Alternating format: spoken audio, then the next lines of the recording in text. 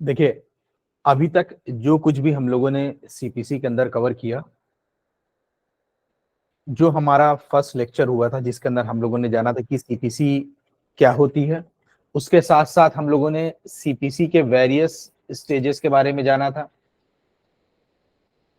उसके साथ साथ हम लोगों ने ये भी जाना था कि सीपीसी के अंदर अगर आपको सूट फाइल करना होगा तो सूट फाइल करने से पहले हमें क्या क्या चीजें देखनी होती हैं। ये सारे प्रोविजन सीपीसी के अंदर आपको मिल जाएंगे, लेकिन एक स्ट्रक्चर समझ लेने से हमें काफी फायदा मिलता है कि ये प्रोविजंस का इस्तेमाल कब होता है।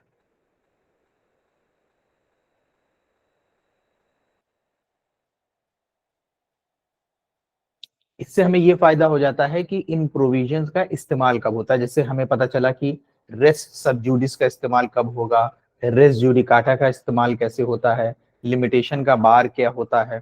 ठीक है, तो ये चीजें हम लोगों ने कवर करी थी। तो हम लोग एक इलस्ट्रेशन को लेके चल रहे थे, एक हाइपोथेटिकल सिचुएशन को लेके चल रहे थे। उस हाइपोथेटिकल सिचुएशन के अंदर हम लोगों ने ये जाना था कि अगर कोई क्लाइंट आपको अप्रोच करता है, you are being a lawyer, client आपको अप्रोच करता है और आपको अपनी स्टोरी बताता है और आपसे चाहता है कि आप उसके बिहाफ पे केस फाइल करो। तो हम लोगों ने ये जाना था कि हमें केस फाइल करने के लिए सबसे पहले क्या क्या चीजें देखनी होंगी। तो सबसे पहले हमें जानना होगा कि वो सूट एक्चुअली में सिविल नेचर का है कि नहीं, कहीं ऐसा तो नहीं है कि ऑलरेडी पेंडिंग है। रेस सब जुडिस को चेक करेंगे, रेस जुडिकाटा को चेक करेंगे। ये देखेंगे कि इंडियन लिमिटेशन एक्ट 1963 के अंदर बताया गया है जो सूट्स होते हैं उनके फाइल करने की डेट, टाइम कि कितने टाइम के अंदर उसको आप फाइल कर सकते हैं। टाइम के बाहर हो जाएगा तो वो सूट बार हो जाएगा। ठीक है, तो आपकी प्लेंट वहां पे रिजेक्ट हो सकती है। तो हम लोग चेक करेंगे कि लिमिटेशन से टाइम बार्ड तो नहीं है, कहीं ऑलरेडी उसको क्लेम किया जा सकता था पर उसकी मांग नहीं कही गई, ऑर्डर टू रूट टू से बार्ड तो नहीं है। इतनी चीजें हम लोग सबसे पहले चेक करेंगे। उसके साथ साथ हम ये भी चेक करेंगे कि अब जो सूट हमें फाइल करना है ये किस कोर्ट में फाइल करना है। तो किस कोर्ट में फाइल करेंगे, उसका क्या वेन्यू होगा, ये तो हमें पता चल गया कि ये सिविल का केस है सेक्शन 9 को अप्लाई करके। अब लेकिन इसका वेन्यू क्या होगा, कल के लेक्चर में हम लोगों ने जाना था कि डिपेंड करता है किस तरीके का केस है। कॉन्ट्रैक्ट का केस है तो उसमें कॉज ऑफ एक्शन कहाँ अराइज होगा, टॉर्ट का केस है कॉज ऑफ एक्शन कहाँ अराइज होगा, इमूवेबल प्रॉपर्टी का केस है कॉज ऑफ एक्शन कहाँ अराइज होगा, मूवेबल प्रॉपर्टी का केस है कॉज ऑफ एक्शन कहाँ अराइज होगा। इनके बेसिस पे हम वेन्यू डिसाइड करेंगे, इसके बेसिस पे हम ये डिसाइड करेंगे कि केस को एक्चुअली में कहाँ फाइल करना है। तो उसमें हम लोग सेक्शन 15 से सेक्शन 21A के जो प्रोविजंस है उनको अप्लाई करके चेक करेंगे। यहां तक हम लोगों ने कवर कर लिया था। यहां तक सभी लोगों को समझ में आ गया था।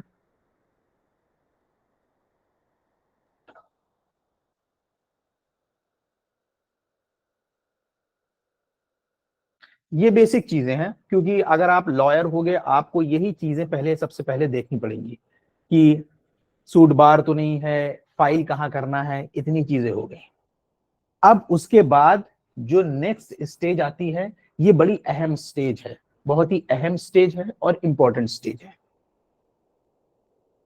अब ये जो स्टेज आती है ये आती है प्लीडिंग की स्टेज। प्लीडिंग की स्टेज की मतलब आपने चेक कर लिया कि आपका जो सूट है लिमिटेशन से बाहर नहीं है, रेस जुडिकाटा लागू नहीं हो रहा, उसके ऊपर रेस सबजुडिस नहीं लग रहा है, ये सारी चीजें आपने चेक कर लिया। उसके साथ साथ आपको वेन्यू पता चल गया, किस कोर्ट में आपको जाना है फाइल करने के लिए, यहां तक पता चल गया। अब आता है, अब जो स्टेज आती है वो आती है ड्राफ्टिंग की।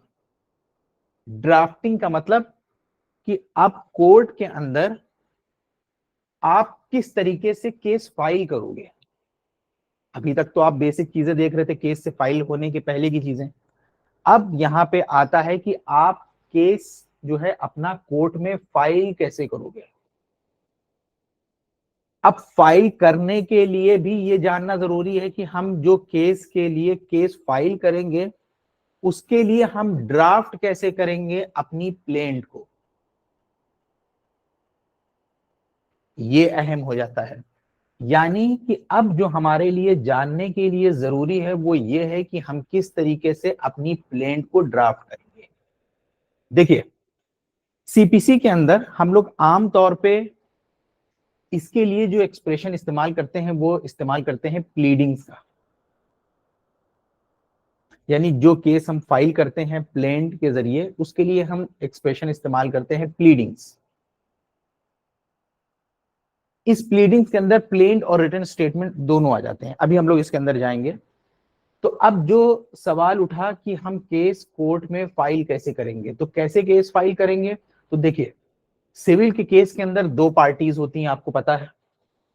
सिविल के केस के अंदर आमतौर पे दो पार्टीज होती हैं, आपको पता होगा, एक प्लेंटिफ और दूसरा डिफेंडेंट, एक वादी और एक प्रतिवादी।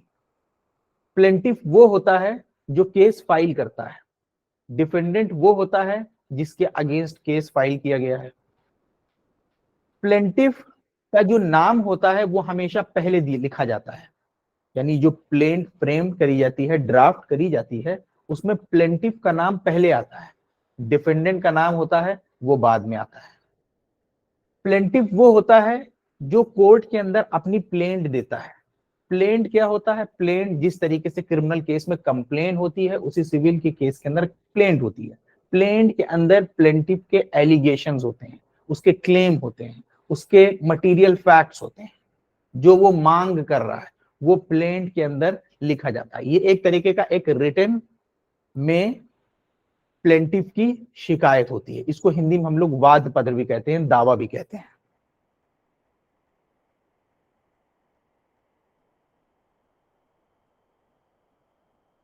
ठीक है, तो अब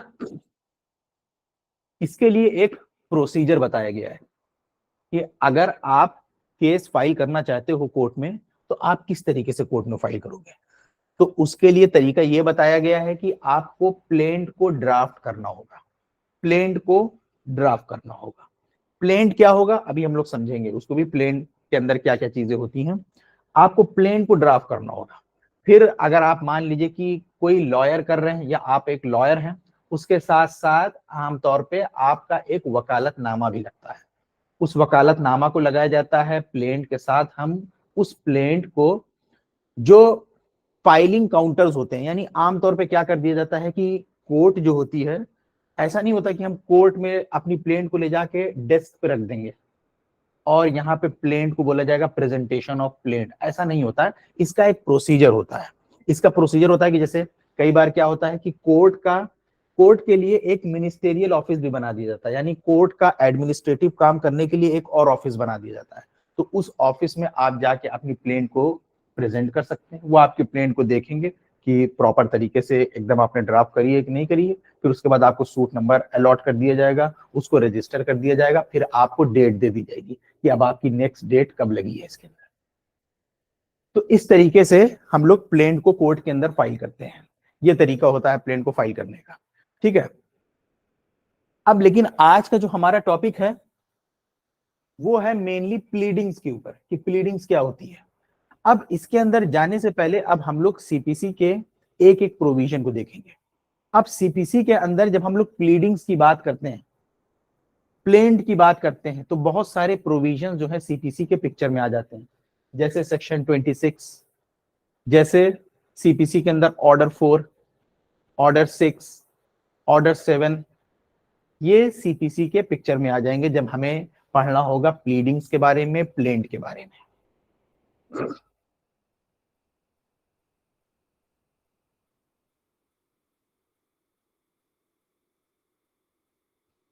ठीक है, तो अब यहाँ पे सबसे पहले हम लोग देखते हैं कि सेक्शन 26 क्या कहता है। अब देखिए ये जो हमारा स्टेप है, ये जो अभी हम लोग आज कवर करने जा रहे हैं, इसमें हम लोग जानेंगे केस कैसे फाइल किया जाता है। केस फाइल करने के लिए जो हम ड्राफ्टिंग करते हैं प्लेंट, उसके अंदर क्या क्या चीजें लिखी होती हैं, क्या क्या चीजें उसके अंदर इंक्लूड करना जरूरी है, उसके रूल्स क्या है, तभी हमारा केस आगे बढ़ेगा। तो सबसे पहली चीज हमें इसके लिए क्या पढ़ेंगे, section 26 of CPC. Section 26 of CPC किस चीज के ऊपर डील करता है, institution of suits. Institution of suits मतलब कि किस तरीके से एक केस जो है इंस्टीट्यूट हो जाएगा, किस तरीके से एक केस जो है शुरू होता है। ये क्या बता रहा है, every suit shall be instituted, every suit shall be instituted जितने भी केस होंगे सिविल के अंदर, इसका कहने का मतलब है वो कैसे शुरू होंगे, by the presentation of a plaint, कि आप जब प्लेंट को प्रेजेंट करेंगे, और इन सच अदर मैनर एज में भी प्रेस्क्राइब, या और कोई ऐसे तरीके से जैसा उसके लिए कोई तरीका बताया गया होगा, अगर कोई प्रोसीजर बताया गया कि आप अपनी प्लेंट को कहाँ पे प्रेजेंट करेंगे, कैसे प्रेजेंट करेंगे, किसको देंगे, तो क्या तरीका है कि every suit shall be instituted, जितने भी सूट होंगे वो इंस्टीट्यूट होंगे, कैसे शुरू होंगे, by the presentation of a plaint. Plaint क्या होती है, वही प्लेंटिव की कंप्लेन, जिसके उसके अंदर उसके एलिगेशंस हैं, क्लेम है, मटेरियल फैक्ट्स हैं, तो ये प्लेंटिव की प्लेंट होती है, ये प्लेंटिव की कंप्लेन होती है। इसका जो जवाब डिफेंडेंट लगाता है वो क्या होता है, रिटन स्टेटमेंट, वो कहां आता है, ऑर्डर 8 सीपीसी के अंदर। आगे लिखा है in every plaint fact shall be prove by affidavit. अब इसके अंदर क्या बोला गया कि प्लेंट के अंदर जो आपने बातें लिखी हुई हैं, उन बातों के लिए आप क्या दोगे, आप एफिडेविट दोगे। उसको आप किस तरीके से प्रूफ करोगे, एफिडेविट से प्रूफ करोगे। In every plaint fact shall be prove by affidavit. आगे लिखा है provided such an affidavit shall be in the form and manner as prescribe under order 6 rule 15A। बस इतनी चीजें सेक्शन 26 के अंदर दी गई है। अब हम लोग आते हैं ऑर्डर 4 में। ऑर्डर 4 क्या कह रहा है, suit to be commenced by plaint, ये क्या बोल रहा है, every suit shall be instituted by presenting plaint in duplicate to the court. अब ये क्या बता रहा है कि जितने भी सूट होंगे वो इंस्टीट्यूट होंगे, जैसे सेक्शन 26 में बताया गया है कि जितने भी सूट होंगे वो इंस्टीट्यूट होंगे जब आप प्लेंट को प्रेजेंट करोगे। अब इसके अंदर बता रहा है कि उसी प्लेंट को जो आप प्रेजेंट करोगे वो डुप्लीकेट में प्रेजेंट करोगे, डुप्लीकेट कॉपी दोगे कोर्ट के अंदर। डुप्लीकेट कॉपी देने का मतलब ये इस वजह से भी हो सकता है, इसके ऊपर इंसिस्ट किया गया है डुप्लीकेट कॉपी देने के लिए, ताकि जब आपकी डुप्लीकेट कॉपी आएगी, अब मान लीजिए सम्मन भेजना है डिफेंडेंट के पास, तो उसमें जो है एक डुप्लीकेट कॉपी जो है डिफेंडेंट को सम्मन भेजने के लिए इस्तेमाल की जा सके। और such officer as it appoints in this behalf, तो every suit shall be instituted by presenting plaint in duplicate to the court. आप जो होगे उसको डुप्लीकेट में कोर्ट को दे सकते हो, या such officer as it appoints in this behalf, या किसी और ऑफिसर को जिसको इस काम के लिए अपॉइंट किया गया है, जिसको आप जाके अपनी प्लेंट देते। तो मान लीजिए कि कोर्ट का कोई दूसरा ऑफिस बना दिया गया है कि कोर्ट में भीड़ ना लगे, जो एडमिनिस्ट्रेटिव वर्क है वो आप जाके उस ऑफिस में दे देते, जो फाइलिंग काउंटर्स होंगे आप वहां पे जाके अपनी प्लेंट को दे देंगे।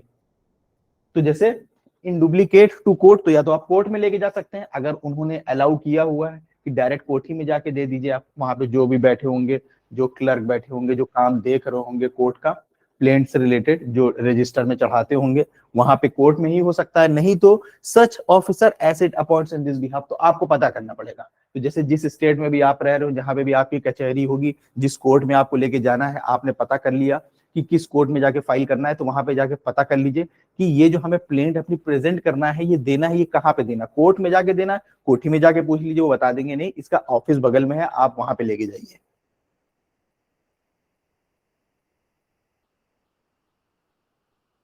ठीक है, आगे बढ़ते हैं। Every plaint shall comply with the rules contain in order 6 and order 7। अब ये क्या कह रहा है कि जितनी भी प्लेंट होंगी वो कंप्लाई करेंगी, मतलब फुलफिल करेंगी with the rules contain in order 6 and order 7। तो इसका मतलब हमारे लिए ऑर्डर 6 ऑर्डर 7 भी जानना जरूरी है, क्योंकि ये कह रहा है कि जितनी भी प्लेंट होंगी वो कंप्लाई करेंगी with the rules contain in order 6 and order 7। तो यानी ऑर्डर 6 और ऑर्डर 7 जो है सीपीसी के, उनको जो प्लेंट होंगी उनके रूल्स को कंप्लाई करेंगी, फुलफिल करेंगी, जो बातें उसमें लिखी गई हैं उनको पूरा करेंगी। So far as they are applicable the plaint shall not be deemed to be duly instituted unless it complies with the requirement specified in sub rule 1 and 2। तो बोला गया है कि प्लेंट शैल नॉट बी, माना नहीं जाएगा deem to be duly instituted, कि वो प्रॉपर्ली इंस्टीट्यूट हो चुकी हैं, अनलेस कि वो कंप्लाई करती हैं with the requirement specified in sub rule 1 and sub rule 2। फिर register of suits, the court shall cause the particulars of every suit to be entered in a book। जो court होगा, जो भी उस सूट के main बातें होंगी, उनके पार्टिकुलर्स को एंटर करवाएगा in a book to be kept for the purpose and called the register of civil suits, और कॉल करेगा कि जो सिविल सूट है उसके रजिस्टर के लिए। Such entries shall be numbered in every year according to the order in which the plaints are admitted. तो ये एडमिनिस्ट्रेटिव वर्क से रिलेटेड है, कोर्ट के काम से रिलेटेड है कि जो हम प्लेंट प्रेजेंट करेंगे उसको किस तरीके से एंटर करवाया जाएगा। उसका तरीका ये होगा कि सच एंट्रीज जो उसके अंदर रजिस्टर में रिकॉर्ड करी जाएगी shall be numbered in every year according to the order in which the plaints are admitted. फिर आपको जो सूट नंबर दिया जाता है वो सूट नंबर भी ईयर के हिसाब से होता है। अभी तक हम लोगों ने यहाँ पे इतनी चीजें पढ़ लिया। तो अभी हम लोगों ने सबसे जनरल बातें क्या जानी है, हम लोगों ने जनरल बातें ये जानी है कि कोर्ट के अंदर केस फाइल करने के लिए जो इंसान केस फाइल करता है उस पार्टी को हम लोग बोलते हैं प्लेंटिफ। प्लेंटिफ क्या करता है कि कोर्ट के अंदर प्लेंट को प्रेजेंट करता है। तो जैसा इसके अंदर बताया गया है कि प्लेंट को आप डुप्लीकेट में प्रेजेंट करेंगे, डुप्लीकेट में प्रेजेंट करेंगे, उसके साथ साथ प्लेंट की जो बातें होंगी वो आप एफिडेविट से प्रूफ करेंगे। उसके साथ साथ उस प्लेंट को आप या तो कोर्ट में दे सकते हो या कोई ऑफिसर इस पर्पस के लिए अपॉइंट किया गया है जहां पे आप अपनी प्लेंट दे सकते हो, तो आप उनको अपनी प्लेंट दे दोगे। उसके साथ साथ अगर कोई वकील के थ्रू जैसे फाइल हो रहा है, अगर कोई इंसान अपना पर्सनली कर रहा है तो वकालतनामा की जरूरत नहीं है सपोज दैट। तो लेकिन अगर आप एज अ वकील हैं, आपका क्लाइंट आया था, क्लाइंट अगर आपके पास आया है तो आपका वकालतनामा लगेगा। वकालतनामा क्या होता है कि आपको अथोराइज कर रहा है, क्लाइंट जो है आपको अथोराइज कर रहा है कि उसके बिहाफ पे आप उसका केस फाइल कर सकते हो। और उस वकालतनामा के अंदर ये चीजें लिखी होती हैं कि आप जो है केस के लिए जिम्मेदार नहीं होगे, केस में फैसला कुछ भी होगा, जो कुछ भी खर्चा आएगा वो आपका क्लाइंट देगा। ये बातें वकालतनामा के अंदर लिखी होती है। यहां तक हम लोगों ने जाना। अब यहां पे सवाल उठता है कि जो प्लेंट को हम देंगे, प्रेजेंट करेंगे, उस प्लेंट के अंदर क्या क्या चीजें होना जरूरी है। अब उसके लिए हमें देखना पड़ेगा इसके अंदर ऑर्डर 7 को। अब ऑर्डर 7 हमें यह बताता है कि एक प्लेंट के अंदर क्या क्या चीजें होनी चाहिए, एक प्लेंट के अंदर क्या क्या चीजें होनी चाहिए। अब हम लोग ऑर्डर 7 के रूल 1 में देखते हैं। ऑर्डर 7 सीपीसी का बता रहा है particulars to be contain in plaint, the plaint shall contain the following particulars. क्या क्या? The name of the court in which the suit is brought. सबसे पहली चीज प्लेन के अंदर आप क्या लिखोगे? The name of the court in which the suit is brought, जिसके अंदर आप जिस कोर्ट के अंदर केस फाइल करने जा रहे हो उस कोर्ट का नाम। जैसे in the court of civil जज junior division, in the case of civil judge senior division, in the court of district judge, इस तरीके से कोर्ट का नाम होगा। उसके साथ साथ उसके नीचे जो सूट नंबर आपको मिला है सूट नंबर होगा। सूट नंबर कब का है? 2023। तो पहली चीज। उसके बाद the name, description and place of residence of the plaintiff. तो सबसे पहले कोर्ट का नाम प्लेंट में आप लिखोगे। उसके साथ साथ जो केस फाइल कर रहा है, कौन फाइल कर रहा है? प्लेंटिफ कर रहा है, तो प्लेंटिफ का नाम पहले आएगा। तो इसमें प्लेंटिफ का नाम, डिस्क्रिप्शन, डिस्क्रिप्शन से मतलब उसका नाम, सन ऑफ, एज, रेसिडेंस, ये चीजें लिखी जाएंगी। फिर आगे आप लिख सकते हैं कि ये प्लेंटिफ है। फिर उसके बाद the name, description and place of residence of the defendant, जिसके अगेंस्ट केस फाइल किया गया है उसका नाम बाद में आएगा। तो उसका नाम, डिस्क्रिप्शन सेम उसी तरीके से जैसे प्लेंटिफ का है, उसका नाम, son of, age, residence of and place of residence of the defence so far as they can be ascertained. Where the plaintiff और द डिफेंडेंट इज माइनर, जहां पे प्लेंटिफ और डिफेंडेंट अगर माइनर है और a person of unsound mind या unsound mind है, statement to that effect, तो इस बात को बताया जाएगा। उसके साथ साथ the facts constituting the cause of action and when it arise, आपको अपने प्लेंट के अंदर यह भी बताना पड़ेगा कि facts constituting the cause of action, वो फैक्ट्स को बताना कि कॉज ऑफ एक्शन जो है यहाँ पे अराइज हुआ है और ये कब अराइज हुआ है। मतलब कि कोई भी चीज मान लीजिए कि हमने आपसे मांगी, कोई मेरी चीज थी हमने आपसे मांगी, तो आज जैसे 24 तारीख है, तो हमने आपको 24 तारीख को आपसे अपनी चीज मांगी, अपना पैसा मांगा, आपने मना कर दिया। तो कॉज ऑफ एक्शन जो है आज के दिन अराइज हुआ। कॉज ऑफ एक्शन क्या था कि हमने आपसे अपना पैसा मांगा, आपने देने से मना कर दिया। तो ये कॉज ऑफ एक्शन हो गया कि जिसके लिए अब हम आपके अगेंस्ट सूट फाइल करने जा रहे हैं अपना पैसा रिकवर करने के लिए। तो ये कॉज ऑफ एक्शन हुआ। कब अराइज हुआ? 24 अक्टूबर 2023। The fact showing that the court has jurisdiction. उसके साथ साथ आप अपने प्लेंट में ये भी लिखोगे कि भाई जिस कोर्ट में आप फाइल कर रहे हो इस कोर्ट के पास ज्यूरिसडिक्शन है। ऐसा नहीं कि हम लोग कहीं बाहर से चले आए हैं, ऐसा नहीं कि कॉज ऑफ एक्शन कहीं बाहर हुआ है। इस कोर्ट के पास ज्यूरिसडिक्शन है, प्लेंटिफ भी यहीं रहता है, डिफेंडेंट भी यहीं रहता है, कॉज ऑफ एक्शन भी यहीं हुआ है। तो कोर्ट को ये बताना है कि कोर्ट के पास ज्यूरिसडिक्शन है। The plaintiff the relief which the plaintiff claims. अब फॉर एग्जाम्पल अगर इसमें हम प्लेंटिफ हैं या आप मान लीजिए प्लेंटिफ हैं, आप कोर्ट से क्या मांग कर रहे हो? अपनी मांग भी तो आप बताओगे, आप क्या चाहते हो कोर्ट क्या करे। तो आप अपनी मांग बताओगे कि सर हम ये चाहते हैं, या हम आपको बताएंगे कि ये जो डिनाई कर रहे हैं ये इस बात को एडमिट करें कि हमने इनको इतना इतना पैसा दिया था इस पर्पस के लिए, इसके साथ साथ जो पैसा इन्होंने दिया है उसको वापस करें, उसके साथ साथ हमारा पैसा वसूलने में भी बहुत पैसा लग गया है, उस पैसे को भी हमें दे। ये हमारी मांग है। Where the plaintiff has allowed a set of or relinquished a portion of his claim, the amount so allowed or relinquished। अभी हम लोग सेट ऑफ के टॉपिक को पढ़ेंगे कि अगर प्लेंटिफ जो है अलाउ करता है सेट ऑफ या रिलिंक्विश्ड कर देता है, कुछ पोर्शन ऑफ द क्लेम को छोड़ देता है, द अमाउंट सो अलाउड या जो अमाउंट अलाउ किया है जो रिलिंक्विश किया उसको मेंशन करना। A statement of the value of the subject matter of the suit. जो आपका सब्जेक्ट मैटर है उसकी वैल्यू क्या है? हम लोगों ने क्या पढ़ा था, कोर्ट का पेक्यूनियरी ज्यूरिसडिक्शन होता है, कैसे पता चलेगा कि सब्जेक्ट मैटर जो है उसकी वैल्यू क्या है? उसकी वैल्यू को मेंशन करना।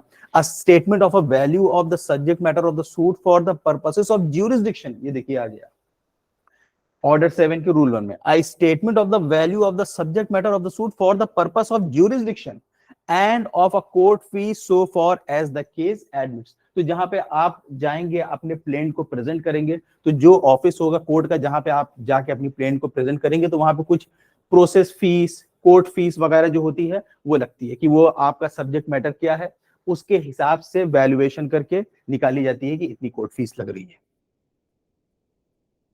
ठीक है, अब हम लोग यहां पे आते हैं, इसका फॉर्मेट देखते हैं। अब देखिए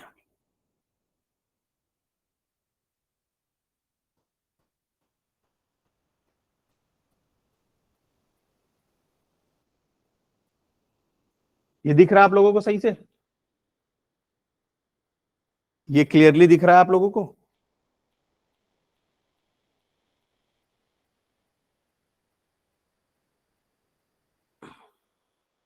तो ये एक हम लोग एग्जाम्पल के तौर पे ऑर्डर 7 के रूल 1 में पॉइंट्स पढ़े हैं। जो ऑर्डर 7 के रूल 1 में हम लोगों ने पॉइंट्स पढ़े हैं कि प्लेंट के अंदर क्या क्या चीजें आएंगी, अब उसी को हम लोग यहाँ पे एक एग्जाम्पल के तौर पे लेते हैं। तो देखिए एक सूट है, एक केस फाइल किया गया है for example in the court of district जज एट मुजफ्फरनगर। तो आप किस तरीके से लिखेंगे? ऑर्डर 7 के रूल 1 में याद करिए, सबसे पहले कोर्ट का नाम जहां पे सूट फाइल किया गया है, इन द कोर्ट ऑफ डिस्ट्रिक्ट जज मुजफ्फरनगर। ठीक है, सूट नंबर 2015 का है, उसके बाद जो आपको नंबर अलॉट हुआ होगा यानी 2015 का जो नंबर आपको अलॉट किया वो आगे लिख दिया जाएगा। देखिए फिर हम लोगों ने क्या पढ़ा था, नेम ऑफ द प्लेंटिफ, उसका डिस्क्रिप्शन, रेसिडेंस। तो मान लीजिए कि प्लेंटिफ का नाम ए बी है, son of C D 123 A B street Muzaffarnagar UP, ये प्लेंटिफ है। पहले नाम किसका आएगा? प्लेंटिफ का। Versus M N son of OP इतना मुजफ्फरनगर, ये कौन है? रेस्पोंडेंट। इनको रेस्पॉन्ड करना है तो रेस्पोंडेंट भी कर सकते हैं आप, डिपेंडेंट भी लिख सकते हैं। अब उसके बाद टाइटल क्या है आपके, किस पर्पस के लिए आप सूट फाइल कर रहे हो? Suit for compensation for infringement of copyright, कि आपने मेरे कोई कॉपीराइट थी, मेरा कोई लेक्चर था या मेरे कोई चीज थी जिसका उल्लंघन करा है, जिसको आपने अपना बना के कहीं पे प्रेजेंट कर दिया। तो सूट फॉर कंपेंसेशन फॉर, तो उसके लिए हम आपसे कंपेंसेशन चाहते हैं, suit for compensation for infringement of copyright. तो अब ये चीज आपने टाइटल लिखा, उसके बाद ये पढ़ने में आ रहा है आप लोगों की? बहुत छोटा है।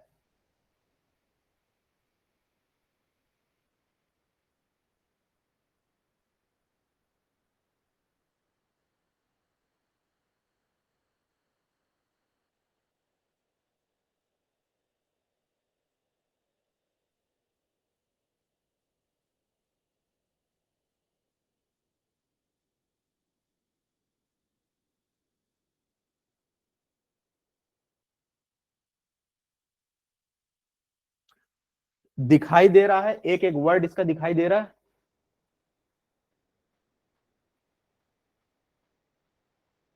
कुछ लोगों को क्लियर नहीं है, कुछ लोग बता रहे हैं आ रहा है।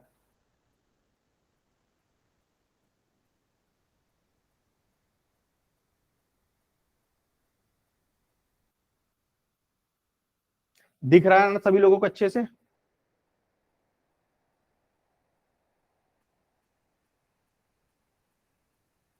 ठीक है।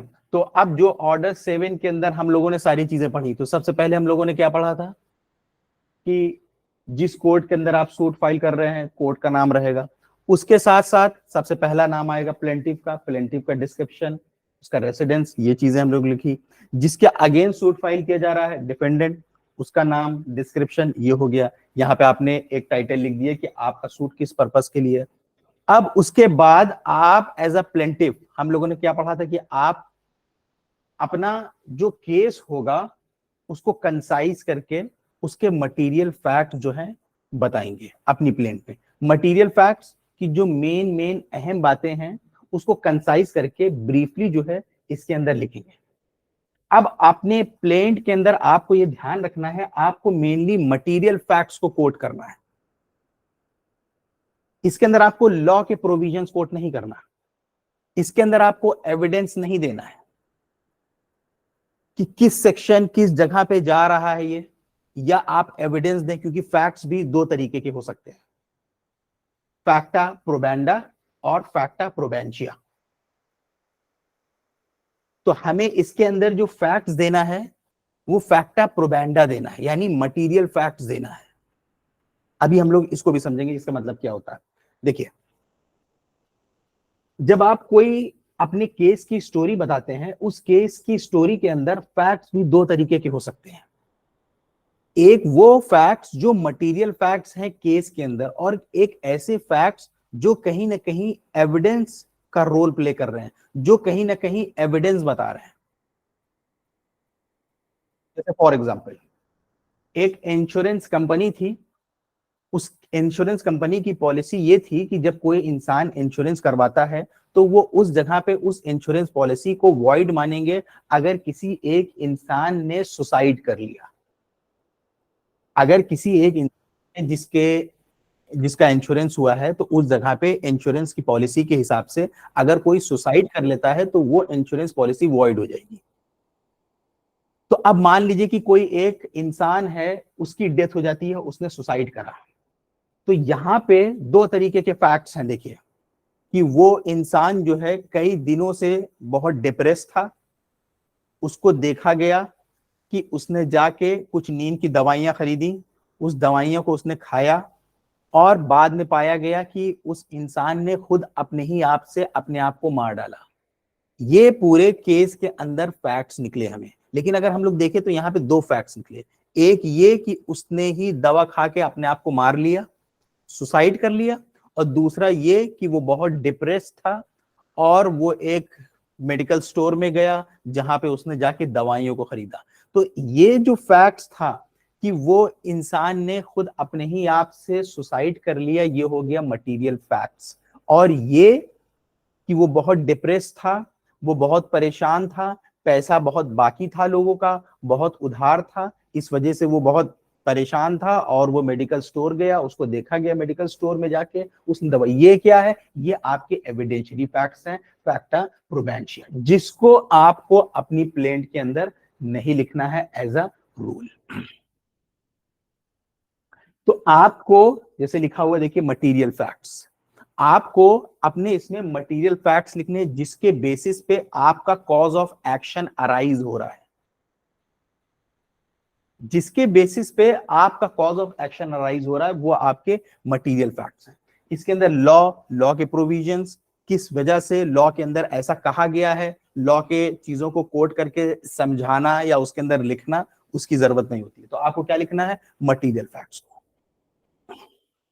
देखिए, अब जैसे क्या लिखा हुआ है, that the respondent infringe plaintiff's copyright by publishing an article originally written by plaintiff.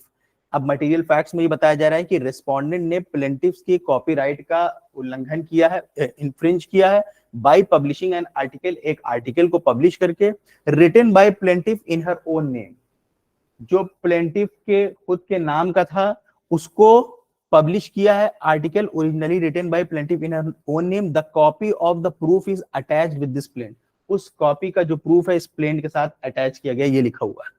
The newspaper in which the respondent publish the article, अब जो न्यूज़पेपर था जिसमें रेस्पोंडेंट ने आर्टिकल को पब्लिश किया वो पब्लिश हुआ था 2 जुलाई 2015 को ऑन द पेज नंबर 12, जो न्यूज़पेपर था उसका नाम था the Muzaffarnagar times. That the plaintiff originally published the article in the weekly update magazine, लेकिन यही जो मेन आर्टिकल था इसको प्लेंटिफ ने पब्लिश किया था वीकली अपडेट मैगजीन में 25 जून 2015 को।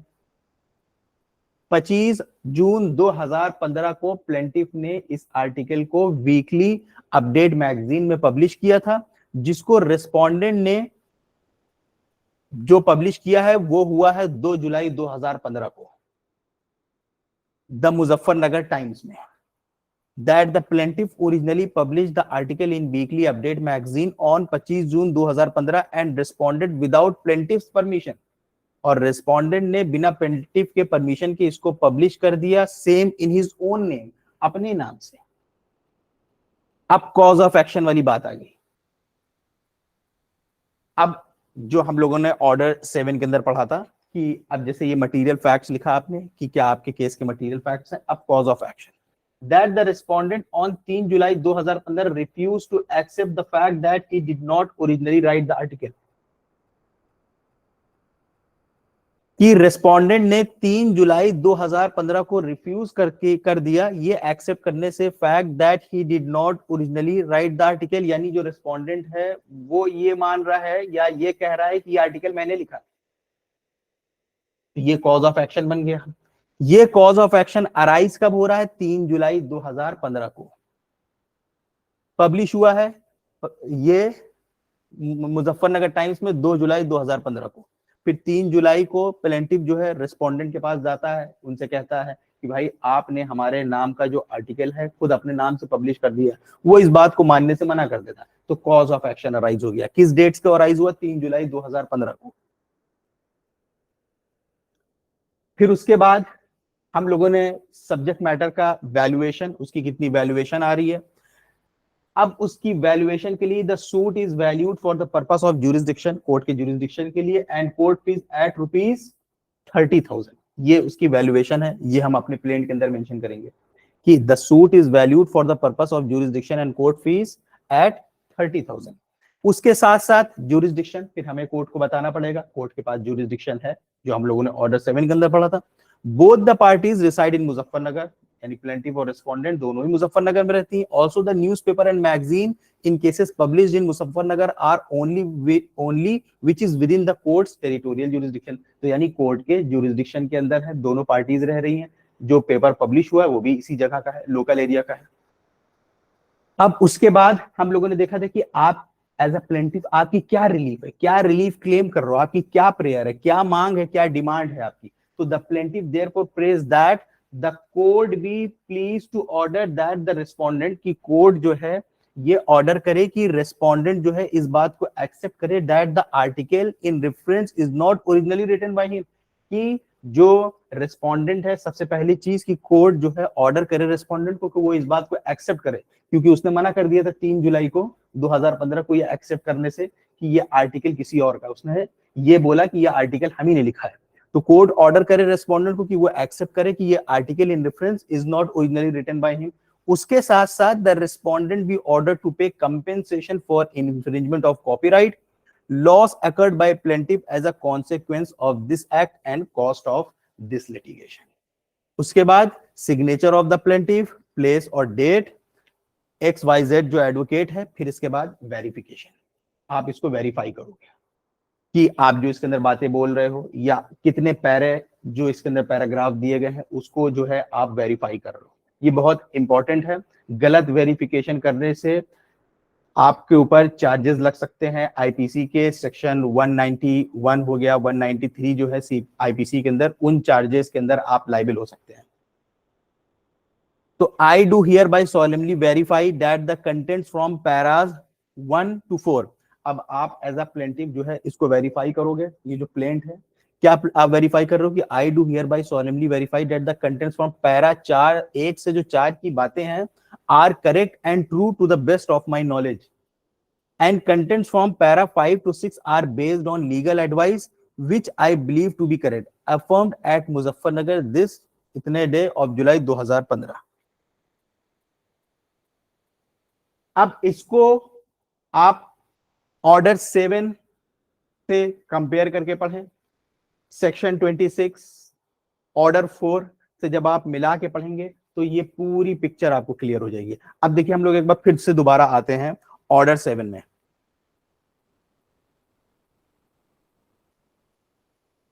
देखिए order 7 particulars to be contain in plaint. अब फिर से देखिएगा, अब सारी चीजें आपके दिमाग में आ जाएंगी। The plaint shall contain the following particulars, the name of the court in which the suit is brought in the court of district जज मुजफ्फरनगर, कोर्ट का नाम था, किस जगह था, मुजफ्फरनगर, तो the name of the court in which the suit is brought पहली point हो गया। इसी ऑर्डर में ही रहेगा, अगर आप कभी भी ऑर्डर 7 को कोट करेंगे तो इसी ऑर्डर में इन पॉइंट्स को लिखिएगा। उसके बाद name and description and place of the residence of the plaintiff, जो हम लोगों ने प्लेंटिफ का नाम देखा था उसके अंदर रेसिडेंस एज प्लेंटिफ था वो, versus name and description and place of the residence of the dependent so far as they can be ascertain, ये भी हम लोगों ने देखा था। उसके साथ साथ वेयर द प्लेंटिफ और the dependent is a minor, ऐसा नहीं था, वो माइनर नहीं थे, माइनर या अनसाउंड माइंड नहीं थे, तो इसलिए वहां पे नहीं था इसके बारे में कुछ। The facts constituting the cause of action and when it arise, cause of action वाली बात याद करिए, 3 जुलाई को कॉज ऑफ एक्शन अराइज हो रहा था। प्लेंटिफ ने जब रेस्पोंडेंट से ये बोला कि ये तुमने नहीं, तुम्हारे नाम से पब्लिश कर रहे हो, तुमने नहीं लिखा है, उसने इस बात को मानने से मना कर दिया। तो the facts constituting the cause of action and when it arise, आपके मटेरियल फैक्ट्स और जो कॉज ऑफ एक्शन जो है कब हुआ, किस बात को लेके हुआ, उस बात को लिखना। The fact showing that the court has jurisdiction, court को ये बताना कि कोर्ट के पास जुरिसडिक्शन है, दोनों पार्टीज जो है इसी मुजफ्फरनगर में रह रही है, जो पेपर पब्लिश हुआ है मुजफ्फरनगर टाइम्स वो भी यहीं पे सर्कुलेट हुआ है। The relief which the plaintiff claim, जो प्लेंटिफ ने रिलीफ क्लेम किया था उसके अंदर याद करिए, जो उसने बोला था कि कोर्ट जो है ऑर्डर करे रेस्पोंडेंट को कि वो इस बात को एक्सेप्ट करे कि ये आर्टिकल उसने पब्लिश नहीं किया, उसके साथ साथ जो भी आपको कंपेंसेशन आप मांग रहे हैं कि उसने जो इन्फ्रिंज किया है कॉपीराइट को। Where the plaintiff has allowed a set off और relinquished a portion of his claim, ऐसा कुछ उसने नहीं किया था, तो ये बारे में उसके अंदर नहीं है। I statement of the value of the subject matter, subject matter की वैल्यू बताई गई थी, याद करिए 30,000 रुपए, of the suit for the purposes of jurisdiction, court के जुरिसडिक्शन के लिए, and of court fees so far as the case admits. अब आप लोगों को यहाँ पे समझ में आया कि प्लेंट क्या होता है, प्लेंट के अंदर क्या क्या चीजें होती हैं, प्लेंट का फॉर्मेट क्या होता है, बताइए।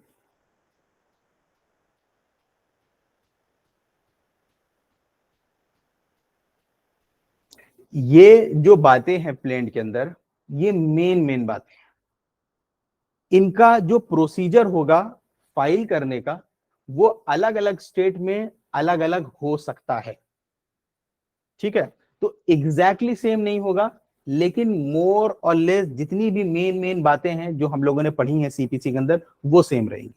थोड़ा सा तरीका, लिखने का अंदाज भी थोड़ा बहुत आगे पीछे हो सकता है, पैटर्न ऑर्डर यही रहता है, ठीक है।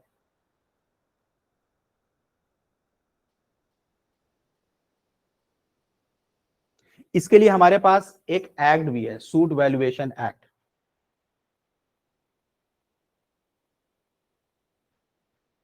ये पैटर्न आप लोगों को समझ में आया प्लीडिंग्स का, कि प्लीडिंग्स के अंदर जो प्लेंट होती है, प्लेंट का क्या फॉर्मेट होता है, प्लेंट को किस तरीके से फाइल करते हैं, ये चीज समझ में आई।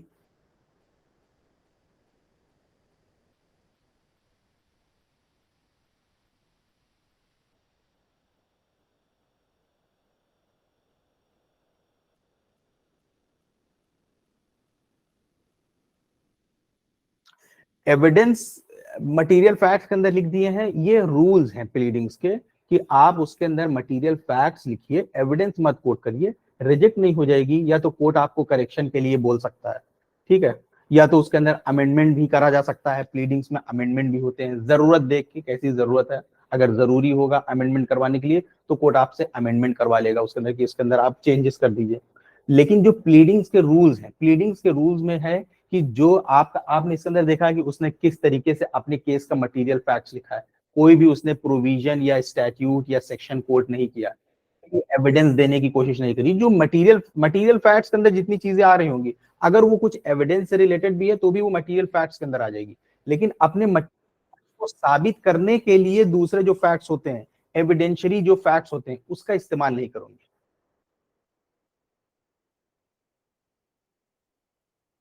सेक्शन 26, ऑर्डर 4, ऑर्डर 7, ऑर्डर 6, हालांकि इसके साथ साथ ऑर्डर 1 ऑर्डर 2 भी पढ़ा जाएगा, लेकिन ऑर्डर 1 ऑर्डर 2 थोड़ा सा डिफरेंट है, फ्रेम ऑफ सूट है, पार्टीज को किस तरीके से ज्वाइन करना है उसको लेके है, लेकिन ये सारे जो है एक साथ पढ़े जाएंगे। ठीक है, यहां तक सभी लोगों को समझ में आ गया?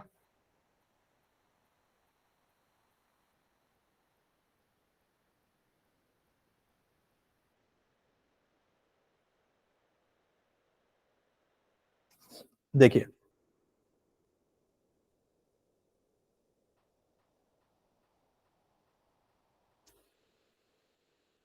अब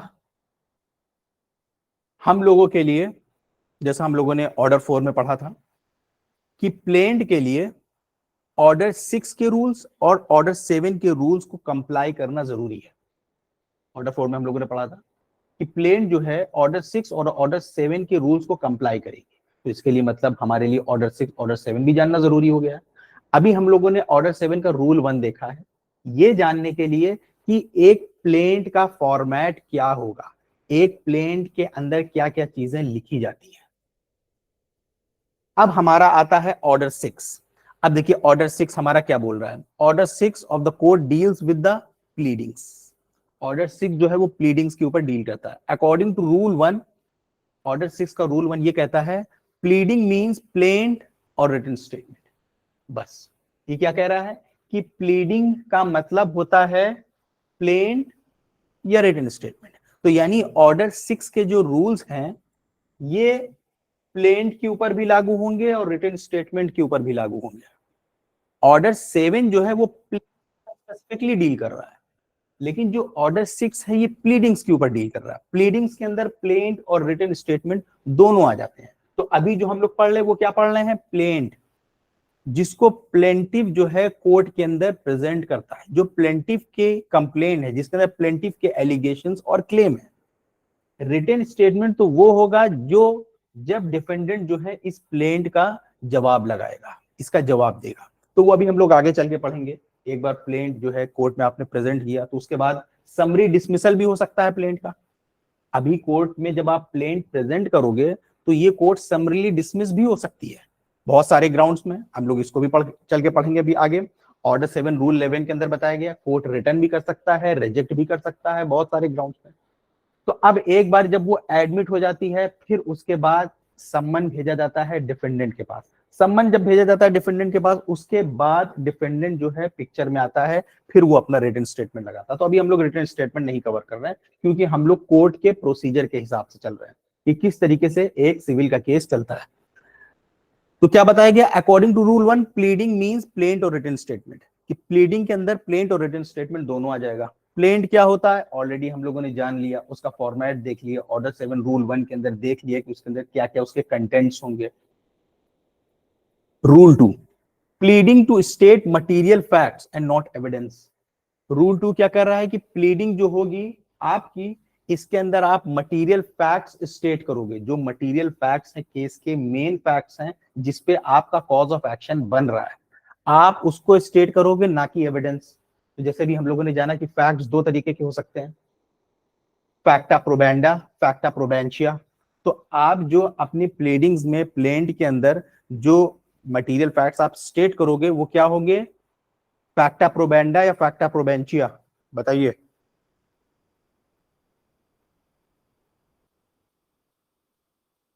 बताइए, फैक्टा प्रोबेंडा होंगे या फैक्टा प्रोबेंशिया? मटीरियल फैक्ट्स कौन से फैक्ट्स होते हैं, फैक्टा प्रोबेंडा या फैक्टा प्रोबेंशिया? इससे क्वेश्चन पूछा जा चुका है कई बार प्रिलिमिनरी एग्जामिनेशन में। फैक्टा प्रोबेंडा, तो जो आप मटेरियल फैक्ट्स लिखेंगे वो क्या होंगे, वो फैक्टा प्रोबेंडा होगा। जैसे भी हम लोगों ने एक एग्जांपल लिया था इंश्योरेंस कंपनी वाला, कि इंश्योरेंस कंपनी की पॉलिसी थी कि जिसको उन्होंने इंश्योर किया है, जिसने अपना लाइफ इंश्योरेंस लिया हुआ है, अगर उस इंसान ने सुसाइड कर लिया तो ये पॉलिसी वॉइड हो जाएगी। तो यहाँ पे अगर वो सूट फाइल करते हैं तो अपने मटेरियल फैक्ट्स उनके क्या होंगे कि जो जिसका लाइफ इंश्योरेंस पॉलिसी जिसने ली हुई थी उसने अपने ही आज से अपने आप को मार लिया, उसने सुसाइड कर लिया, अपने ही आप से अपने आप को मार लिया इतने तारीख को। ये क्या है, मटेरियल फैक्ट्स है। मारने से 2-3 दिन पहले वो बहुत डिप्रेस था, उसके ऊपर पैसा बहुत बकाया था, वो मेडिकल स्टोर गया था, उसने वहां जाके नींद की गोलियां ली थी। ये क्या हो गया, हालांकि अगर देखा जाए तो ये भी फैक्ट्स का ही पार्ट है, लेकिन ये क्या हो गया, फैक्टा प्रोबेंशिया। तो जो प्लीडिंग्स के रूल्स हैं उस प्लीडिंग्स के रूल्स के हिसाब से आप इसके अंदर मटेरियल फैक्ट्स को कोट करोगे, मटेरियल फैक्ट्स को लिखोगे, ना कि फैक्टा प्रोबेंशिया को, ना कि एविडेंस को।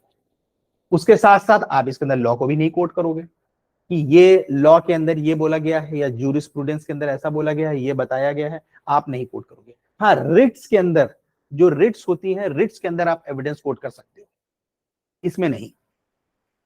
Every pleading shall contain only a statement in a concise form of the material fact. तो जो भी प्लीडिंग होगी, अब यहाँ पे प्लीडिंग के अंदर हम लोग को पता ही है कि प्लेंट और रिटन स्टेटमेंट दोनों आ जाती हैं, तो हम लोग यहाँ पे प्लेंट ले लेते हैं। तो यानी जितनी भी प्लेंट होगी, shall contain only a statement in a concise form.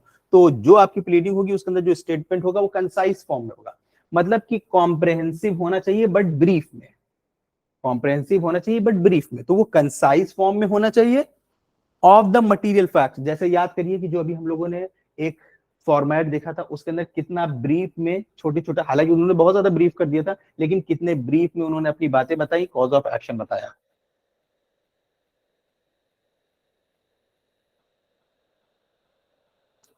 Plaint अलग अलग नहीं बनाना होता है, प्लीडिंग प्लेंट को ही कहते हैं प्लीडिंग के अंदर, लेकिन दोनों चीज आ जाती है, प्लेंट और रिटन स्टेटमेंट। जैसा अभी हम लोगों ने ऑर्डर 6 के रूल 1 में पढ़ा।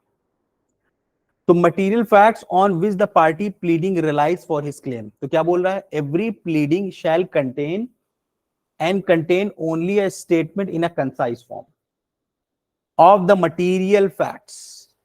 अभी हम लोगों ने जान लिया कि मटेरियल फैक्ट्स क्या होते हैं। On which the party pleading relies for his claim, वो मटेरियल फैक्ट जिसके ऊपर पार्टी जो है रिलाई कर रही है अपने क्लेम के लिए, या जो डिफेंडेंट है उसका डिफेंस जो है उसके ऊपर बेस हो रहा है, as the case may be, but not the evidence by which they are to be proved, but not the evidence by which they are to be proved। तो ये क्या बोल रहा है कि जो आपकी प्लीडिंग्स होंगी, आपका प्लेंट होगा, रिटन स्टेटमेंट होगा, उसके अंदर जो आप फैक्ट्स लिखेंगे वो मटेरियल फैक्ट्स होंगे, कंसाइज फॉर्म में आप उसको लिखेंगे। उसके साथ साथ but not the evidence by which they are to be prove, आप उसके अंदर एविडेंस या उस फैक्ट्स को नहीं लिखेंगे जिस फैक्ट से इस फैक्ट्स को प्रूव किया जा रहा है। तो यानी एक तरीके से एविडेंशियरी फैक्ट्स उसको नहीं लिखेंगे, ये बता रहा है। Every pleading shall when necessary be divided into paragraph, every pleading shall when necessary be divided into paragraph, paragraph में उसको डिवाइड करेंगे, numbered consecutively, each allegation being so far as is convenient contained in a separate paragraph। और जो हर अलग अलग जो allegations होंगे being so far as is convenient, अगर पॉसिबल होता है उसको कंटेन करेंगे सेपरेट पैराग्राफ में। Dates, sums and numbers shall be express in pleading in figures as well as in words. उसके साथ साथ फिर रूल 4 बताया गया है, particulars to be given when necessary in all cases in which the party pleading relies on any misrepresentation। अगर party जो है प्लीडिंग कर रही है और अपनी उस प्लीडिंग में, यानी हमारी प्लेंट या रिटन स्टेटमेंट में, अगर हम कोई सूट आपके अगेंस्ट फाइल कर रहे हैं, उस सूट में हम मटेरियल फैक्ट्स को भी जो हम लोग पढ़ रहे थे, उस मटेरियल फैक्ट्स के अंदर और भी बहुत सारी चीजें आ जाती हैं। जैसे अभी हम लोगों ने देखा कि मटेरियल फैक्ट्स में आपके केस का फैक्ट उस मटेरियल फैक्ट्स के अंदर ये भी चीज आ जाती है। जैसे कभी कभार हम ये बात बोलें कि आपने मेरे साथ रॉन्गफुली, इलीगली, अनऑथोराइजली हमारी चीज ले ली, आपने फ्रॉड करा, ये क्या है, ये इनफ नहीं है, ये सफिशिएंट नहीं है मटेरियल फैक्ट्स के लिए।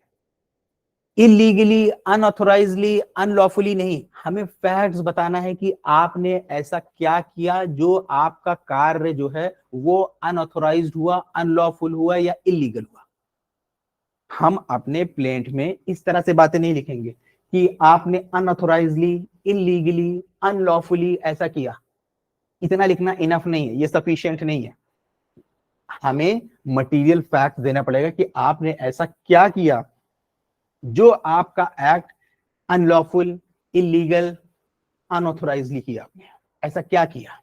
ठीक है, तो उसी तरीके से अगर हम कहते हैं कि आपने मेरे साथ फ्रॉड किया, तो इतना लिखना सफिशिएंट नहीं होगा। या हम कहें कि आपने मेरे साथ अनड्यू इन्फ्लुएंस क्रिएट करा, इतना लिखना सफिशिएंट नहीं होगा। हमें सरकमस्टांसेस बताने पड़ेंगे, मटेरियल फैक्ट बताने पड़ेंगे कि जो मटेरियल फैक्ट, जैसे फॉर एग्जांपल कोई इंसान 80 साल की उनकी एज है, उनसे किसी ने रजिस्ट्री करवा ली या कोई प्रॉपर्टी गिफ्ट में ले ली, तो खाली ये कह देना कि उनके ऊपर अनड्यू इन्फ्लुएंस क्रिएट किया गया, उनसे फ्रॉड करके ये चीज करवा दी गई। फ्रॉड, कौन से ऐसे सरकमस्टांसेस है जिनसे फ्रॉड बन रहा है, कौन से ऐसे सरकमस्टांसेस है, कौन से ऐसे मटेरियल फैक्ट्स है जिनसे अनड्यू इन्फ्लुएंस बन रहा है, तो ये चीजें हम लोग अपनी प्लीडिंग्स के अंदर ऐड करेंगे। ठीक है, ये होंगे हमारे material facts.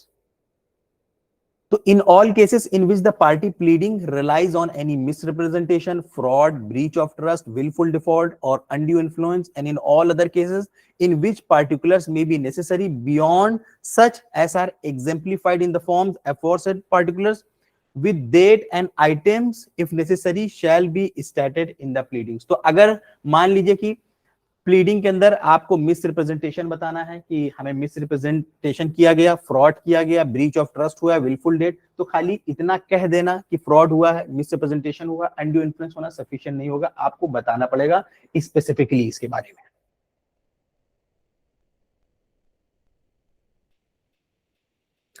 Striking out pleadings, striking out pleadings में कि प्लीडिंग्स में से ये भी हमें ध्यान में रखना है कि अगर हम अपनी प्लीडिंग्स के अंदर कुछ अननेसेसरी बातों को इंक्लूड कर लेते हैं, जैसे अभी कोई पूछ रहा था कि अगर हम लोगों ने मान लीजिए कि अपनी प्लीडिंग्स के अंदर एविडेंस लिख दिया है, तो अगर आपने अपनी प्लीडिंग्स के अंदर कुछ अननेसेसरी बातें लिख दिया है, कुछ स्कैंडलस बातें लिख दिया है, या मान लीजिए कि डिफेंडेंट के ऊपर कुछ उल्टी सीधी बात बोल दिया, डिफेंडेंट के ऊपर कोई कमेंट कर दिया, उनके ऊपर कुछ बुरे इल्जामात लगा दिए जो उनकी पर्सनल लाइफ से रिलेटेड है, कि उनका किसी के साथ कोई चक्कर है, या उनके ऊपर इल्जाम लगा दी कि वो चोर हैं, या उनके घर वाले जो है ये ऐसी चोरी किया करते थे, कोई स्कैंडलस एलिगेशन लगाना, कोई अननेसेसरी बातें बोलना, अगर आप ऐसा करते हो तो कोर्ट जो है स्ट्राइक आउट कर सकता है आपकी प्लीडिंग्स को। जैसे इसके ऑर्डर 6 रूल 16 में बताया गया है, court empowers court to strike out any pleadings if following grounds exist where such pleading is unnecessary। unnecessary है, आपने unnecessarily जबरदस्ती इंक्लूड कर लिया, स्कैंडलस, फ्रीवोलस, वेक्सेशियस, अननेसेसरी है, या उसके अंदर कुछ स्कैंडलस है, कुछ एलिगेशंस हैं, डिफेंडेंट के खिलाफ कोई गलत बात बोल दिया है, where such pleading tends to prejudice, embarrass or delay fair trial of in suit, या जहां पे वो जो प्लीडिंग है उसके अंदर ऐसी टेंडेंसी है कि वो प्रेजुडिस कर रही है, एम्बेरस कर रही है, या डिले कर रही है fair trial of the suit, where such pleading is otherwise an abuse of the process of the court। ये जो उसके अंदर आपने प्लीडिंग जो आपने रखे हैं फैक्ट्स वगैरह जो आप कोर्ट कर रहे हो, वो इस नेचर के हैं कि is otherwise an abuse of the process of the court, जिससे कोर्ट के प्रोसेस का आप अब्यूज कर रहे हो। तो इस तरह की अगर प्लीडिंग्स हैं तो कोर्ट के पास पावर होगा कि कोर्ट उसको स्ट्राइक आउट कर सकता है, हटा सकता है। Thus, it is an exception to the normal practice that a court cannot direct parties as to how they should prepare their pleadings। क्या बताया गया है कि ये जो रूल बताया गया है इसके अंदर रूल 16 में, ये एक तरीके का एक्सेप्शन है, क्योंकि आमतौर पे कोर्ट हमें गाइड नहीं करता है कि हम अपने प्लीडिंग्स के अंदर क्या क्या इंक्लूड करें। लेकिन अगर वो ऑर्डर 6 के रूल 16 से टकराएगा तब कोर्ट जो है उसको हटा सकता है और आपको बता सकता है कि आपने इसके अंदर क्या चीजें ऐड कर दिया है, किस चीज को हटाया जा रहा है। The power to strike out pleadings is extraordinary in nature and must be exercised by the court sparingly and with extreme care, caution and circumspection. साथी विजय सिंह कुमार वर्सेस तोता सिंह। उसके बाद circumstances when amendment is allowed.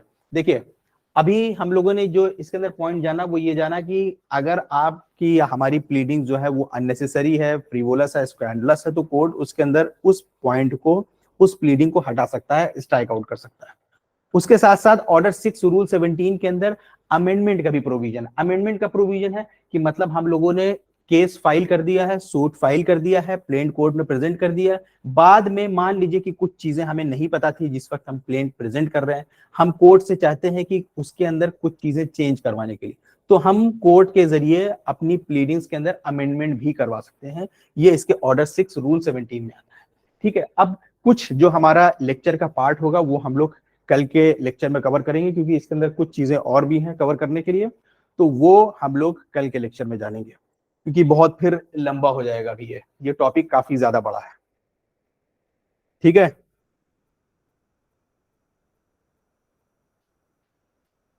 अभी तो case में आपकी pleading चल रही है, अभी आपका केस आगे बढ़ेगा, अभी केस के अंदर बहुत सारी चीजें आएंगी।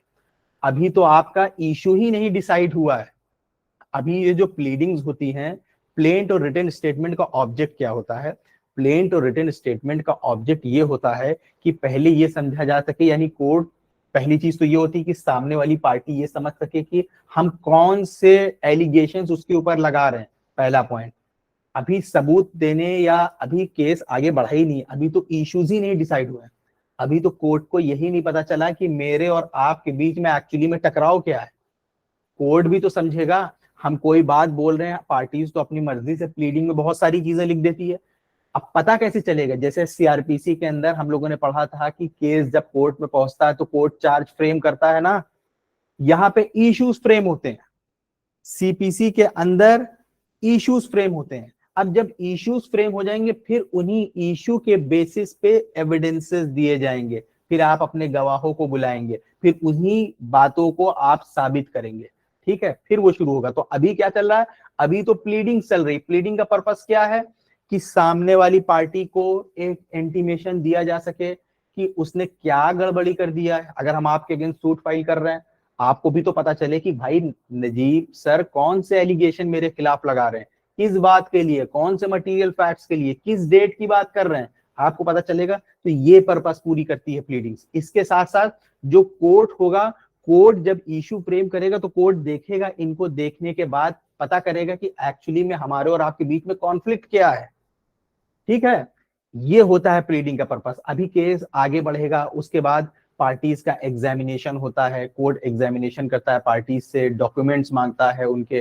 ठीक है, उसके बाद जाके इश्यूज फ्रेम करता है कोर्ट। फिर वो जो इश्यूज फ्रेम हो जाते हैं, उन्हीं इश्यूज के बेस पे पूरा केस चलता है। क्लियर है सब लोगों को यहां तक सारी चीजें?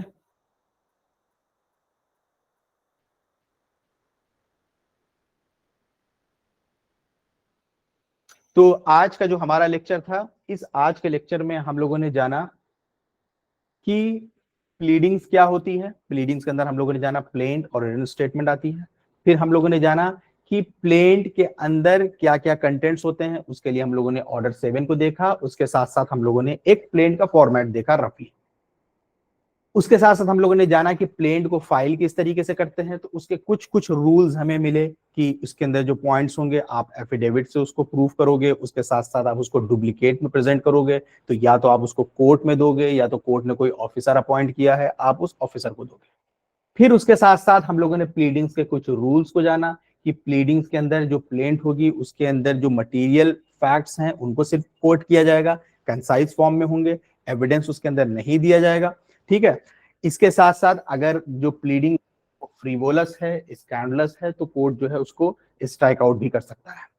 ठीक, तो आई होप कि आपके इसके अंदर काफी डाउट्स क्लियर हुए होंगे। सर रूल 16-17 में डिफरेंस क्या हुआ? रूल 16 कोर्ट खुद से स्ट्राइक आउट कर देता है, कोई बात स्कैंडलस हुआ। अभी रूल 17 हम लोग पढ़ेंगे। रूल 17 तो अमेंडमेंट के ऊपर है, पार्टीज अपनी एप्लीकेशन दे सकती है। पार्टीज एप्लीकेशन इसमें भी दे सकती है ऑर्डर रूल 16 के अंदर, कि मान लीजिए कि हमारे आपके बीच में कोई केस चल रहा है, और आपने कोई अननेसेसरी ऐसी बातें बोल दिया मेरे ऊपर, कुछ एलिगेशंस लगा दिए, तो हम एप्लीकेशन देके कोर्ट से स्ट्राइक आउट करवा सकते हैं। ठीक है, तो अभी जब ऑर्डर 17 कवर कर लेंगे, रूल 17 कवर कर लेंगे, तब कंपेयर करने का कुछ पॉइंट, कुछ वो भी बनेगा।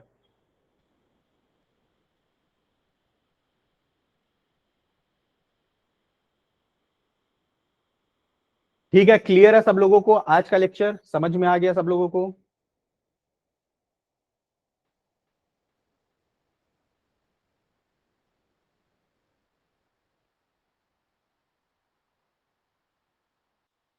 ठीक है, तो आज के लेक्चर में इतना ही। अब आप लोग इजाजत दीजिए। Thank you everyone for watching. Have a good day.